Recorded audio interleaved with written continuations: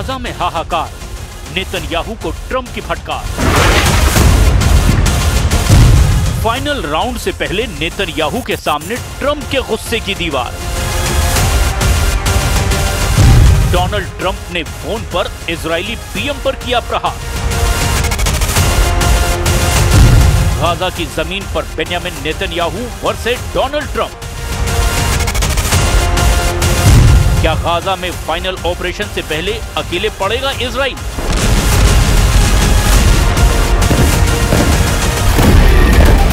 Gaza की जमीन पर कोहराम पार्ट 2 शुरू होने को है। नेतन्याहू की आर्मी पूरी तरह तैयार है। बाकायदा तबाही का पूरा नक्शा तैयार किया जा चुका है। जिन अधिकारियों के कंधे पर गाजा में मिशन फाइनल की जिम्मेदारी सौंपी गई है, उन्हें सब कुछ ब्रीफ किया जा चुका है। हमास के बचे हुए लड़ाकों को कैसे उनके अंजाम तक पहुंचाना है और कैसे बंधकों की सुरक्षित वापसी तय करनी है, सब कुछ तय हो चुका है।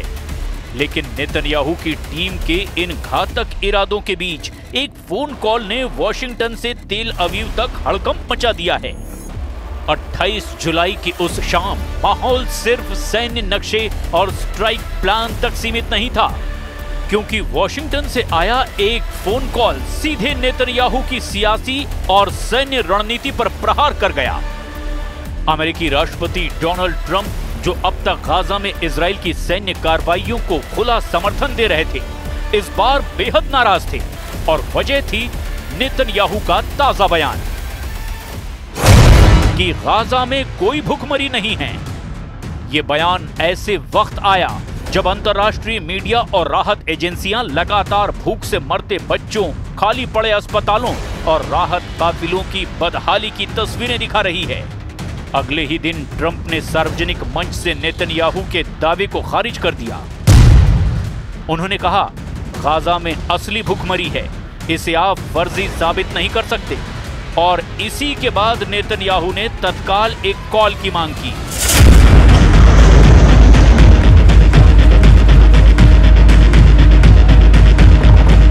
एनबीसी की रिपोर्ट के मुताबिक इस कॉल के दौरान नेतन्याहू ने ट्रंप से कहा कि भूखमरी की सारी रिपोर्टें हमास की बनाई हुई हैं और गाजा में हालात इतने खराब नहीं हैं। लेकिन ट्रंप ने उन्हें बीच में टोकते हुए ऊंची आवाज में कहा कि उनके पास खुद के अफसरों से मिली तस्वीरें और सबूत हैं, जिनमें बच्चे भूख से बिलख रहे हैं। ट्रंप ने साफ कह दिया, मैं इसे नकली मानने को तैयार नहीं हूं। रिपोर्ट के मुताबिक ये बातचीत एक तरफा थी, जहां ट्रंप ज्यादा बोल रहे थे और नेतन्याहू को सफाई देने का कोई मौका तक नहीं मिला। इस कॉल ने साफ कर दिया कि गाजा सिटी पर होने वाला फाइनल ऑपरेशन अब सिर्फ सैन्य चुनौती नहीं, बल्कि वॉशिंगटन की मंजूरी और राजनीतिक रिश्तों की कसौटी भी है। वो भी उस वक्त जब इजराइल की तरफ से बाजार पर 100% कब्जे का प्लान तैयार किया गया है। वॉर कैबिनेट पूरे प्लान ऑफ एक्शन के लिए तैयार है। यह ऑपरेशन सीमित दायरे का बताया जा रहा है, लेकिन इसके पीछे नेतन्याहू का असली इरादा पूरे गाजा स्ट्रिप को अपने सैन्य कब्जे में लेने का है। कैबिनेट के आधिकारिक बयान में शब्द कब्जा जैसे शब्दों से बचा गया और टेक ओवर लिखा गया, क्योंकि कब्जा मानने पर अंतर्राष्ट्रीय कानून के तहत नागरिक मामलों की जिम्मेदारी भी इजराइल पर आ जाएगी। लेकिन इस शब्द जाल के पीछे असल तस्वीर है पूरी तरह से सैन्य शासन। नेतन्याहू का प्लान तय करता है कि गाजा सिटी के 8 लाख नागरिकों को 7 अक्टूबर 2025 तक खाली कराया जाएगा। ये वही तारीख है जब हमास के 7 अक्टूबर 2023 के हमले की दूसरी बरसी होगी। यानी 2 महीने का ये विंडो पीरियड खत्म होते ही आईडीएफ गाजा सिटी में जमीनी घेराबंदी शुरू करेगा और वहां बचे हुए हमास लड़ाकों को खत्म करने का दावा करेगा। इस ऑपरेशन के बाद इजराइल बाकी 25% गाजा में भी आगे बढ़ने के प्लान पर काम करेगा। वहां जहां आज भी करीब 20 लाख लोग मौजूद हैं और जिन्हें आईडीएफ अब तक टालता आया है, क्योंकि यहीं बंधकों के छिपे होने की आशंका सबसे ज्यादा है। गाजा सिटी पर कब्जे के साथ ही मंत्रियों ने युद्ध खत्म करने के लिए 5 शर्तों की लिस्ट तैयार की है। हथियार डालना, सभी बंधकों की वापसी, गाजा का निरस्त्रीकरण, इजरायली सुरक्षा नियंत्रण और ऐसा वैकल्पिक नागरिक शासन जो ना हमास हो ना फिलिस्तीनी अथॉरिटी। लेकिन यहां सबसे बड़ा पेच है, नेतन्याहू ने फिलिस्तीन अथॉरिटी की भूमिका पूरी तरह खारिज कर दी है, जबकि अरब देश खुले तौर पर कह चुके हैं कि अगर रामल्ला शामिल नहीं होगा तो वे गाजा के पुनर्निर्माण में हाथ नहीं लगाएंगे।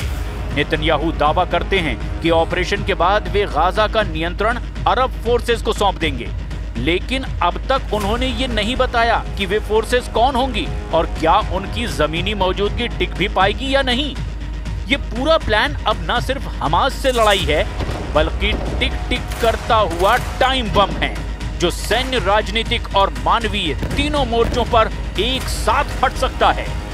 गाजा पर कब्जे का नेतन्याहू का ये फाइनल ऑपरेशन अब इजराइल के भीतर भी सवालों के घेरे में है। सबसे सख्त चेतावनी आई है आईडीएफ चीफ इयाल जमीर और शिन बेट के डायरेक्टर मेजर जनरल डेविड जिनी से, जिन्होंने बंद कमरे की मीटिंग में साफ कहा कि अगर बिना पूरी तैयारी और बंधकों की सुरक्षित रिहाई के ऑपरेशन शुरू हुआ तो ये सैन्य जीत की बजाय मानवीय और राजनीतिक हार में बदल सकता है। इजरायली इंटेलिजेंस का ताजा आकलन बताता है कि हमास के पास अभी भी 9 से 10 हजार एक्टिव लड़ाके बचे हैं, जो गाजा सिटी के सुरंग नेटवर्क में फैले हुए हैं। लेकिन नेतन्याहू पर गठबंधन के कट्टरपंथी मंत्रियों का दबाव है, जो कहते हैं कि गाजा को स्थायी रूप से कब्जे में लेकर वहां यहूदी बस्तियां बसाई जाए। ये दबाव सिर्फ राजनीतिक नहीं, बल्कि उनके सत्ता में टिके रहने का सवाल भी है, क्योंकि अगर नेतन्याहू ने ऑपरेशन टाला तो उनकी ही पार्टी में बगावत भड़क सकती है। दूसरी तरफ अमेरिका और यूरोपीय यूनियन खुल करके कह चुके हैं कि गाजा में मानवीय आपूर्ति रोकना और बड़े पैमाने पर नागरिक विस्थापन अंतर्राष्ट्रीय कानून का उल्लंघन है। नेतन्याहू पर ट्रंप का हालिया गुस्सा इसी बड़ी वजह से सामने आया है, क्योंकि वॉशिंगटन को डर है कि अगर भूख और मौत के आंकड़े बढ़े तो पश्चिमी देशों में इजराइल समर्थक जनमत भी बदल सकता है।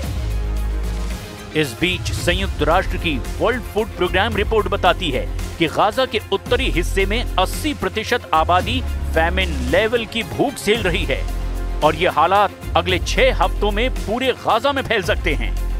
यानी नेतन्याहू का फाइनल राउंड अब एक रेस है, घड़ी की टिक टिक, बंधकों की जान और अंतर्राष्ट्रीय राजनीति के तगड़े दबाव के बीच। अगर टाइमिंग चूक गई तो ये ऑपरेशन जीत के साथ एक कूटनीतिक आत्मघात साबित हो सकता है।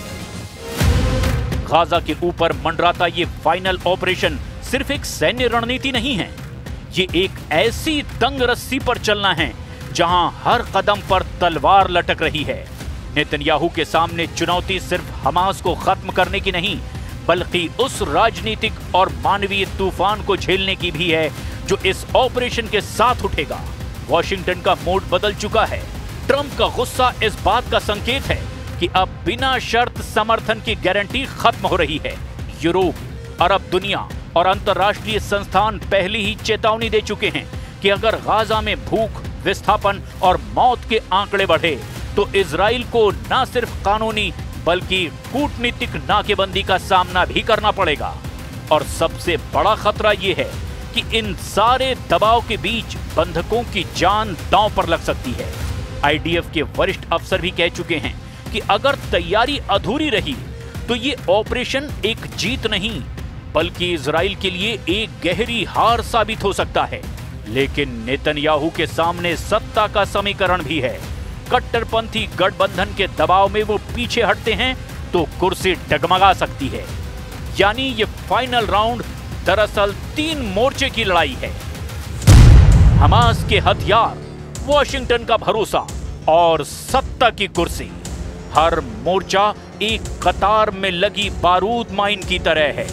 अगर किसी एक माइन में धमाका हुआ तो बाकी 2 भी अपने आप फट जाएंगे। गाजा की गलियों में बंदूकें गरजेंगी, लेकिन इस बार असली जंग अंतर्राष्ट्रीय मंचों, मीडिया की सुर्खियों और सत्ता के गलियारों में लड़ी जाएगी। और सवाल यही रहेगा, क्या नेतन्याहू इस फाइनल ऑपरेशन के इतिहास में जीत लिखेंगे या इसे अपनी सबसे बड़ी हार बना देंगे।